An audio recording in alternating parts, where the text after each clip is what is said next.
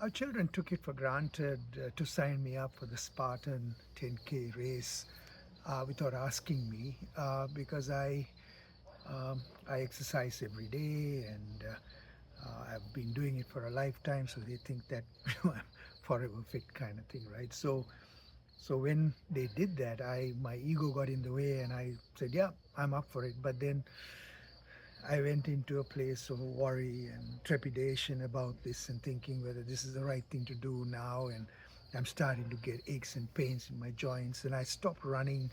I used to run maybe 4, 5 times a month.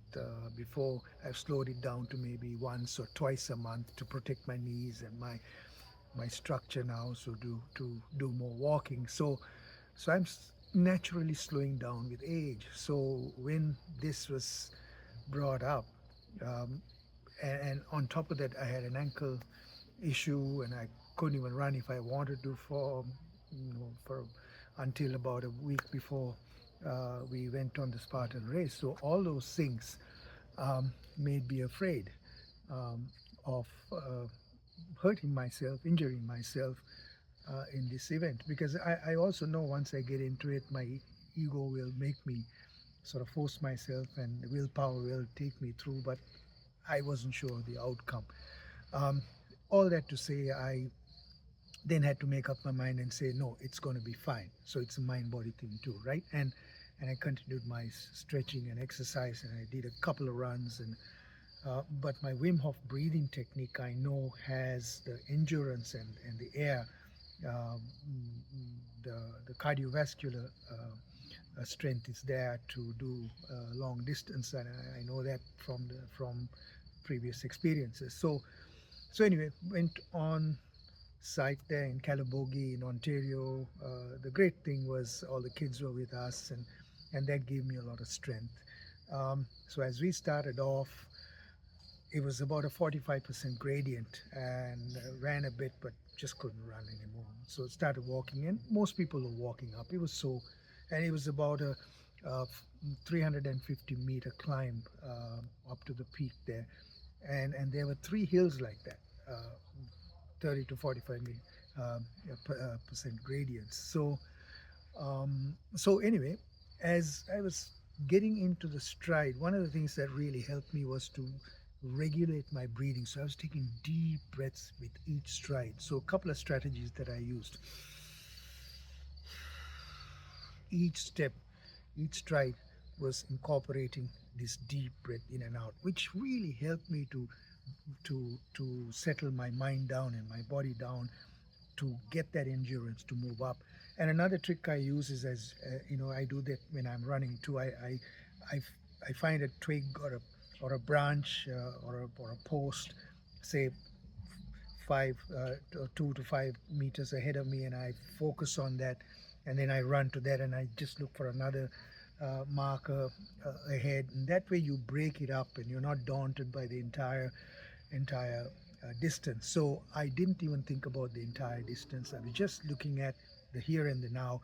So we come up one hill and kind of trying to kind of relax to see there's a military style obstacle with barbed wire to crawl under. Wow, that was crazy. And then you finish that and you come out and then go another hill, and then there's an 8-foot wall that you got to jump over. And the first wall that I tried to jump over, I got a cramp on my thigh, and I started sort of trying to get rid of that, and finally I started breathing, sat on stood on the side and got it out. But I was determined to get over, and I jumped, I grabbed the top, and I went over, and I couldn't control myself. I actually fell onto the other side about 8 feet from the back, and I thought I hurt myself. But again, I managed to not get hurt, and after that I just put things in stride and continued the whole thing. It took us 4 hours to do. We all kind of bunched up together, made friends along the way, had wonderful conversations with somebody, Robert from Isle of Man, and Brendan from Montreal, so a couple of the names that I can remember, uh, and and ended it in that 4 hours. But there were about 20 other obstacles, and some of them I couldn't make it. There was like high bars that had to walk through.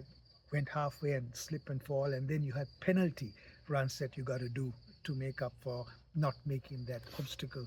So doing all that, and then at the end had to get in the water and a little bit of a swim underneath another barrier, like a tunnel that we had to get through. So I, at the end of it, I felt an amazing sense of achievement to realize that there was still in this old body, there was still a reserve available. And I attribute that to the daily exercise routine, the daily mindfulness routine, the Wim Hof breathing, all of that then. And I'm saying this to really advocate for you to have that daily routine.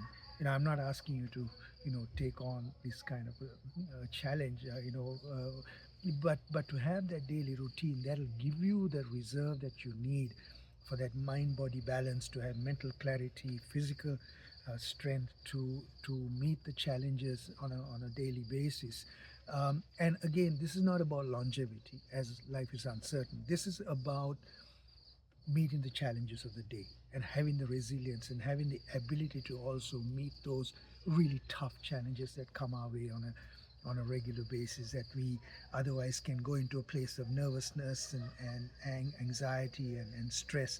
And how do you mitigate that? So for me, I'm so glad that I did it, and the kids have invited me to do it next year. I'll think about it. Let me see when it comes closer to the date. And this time I'm going to tell them, before you sign me up, just ask me.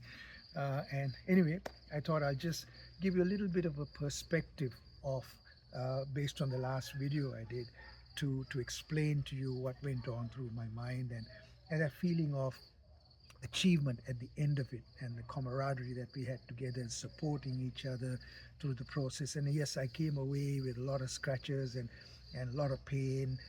But again, after that, the next morning I got up and I started stretching, and in 3 days I was more or less back to normal, even though there was quite a bit of stiffness that carried on for about a week or so. So yes, thank you for hearing me out on this, and be well, be happy, take care.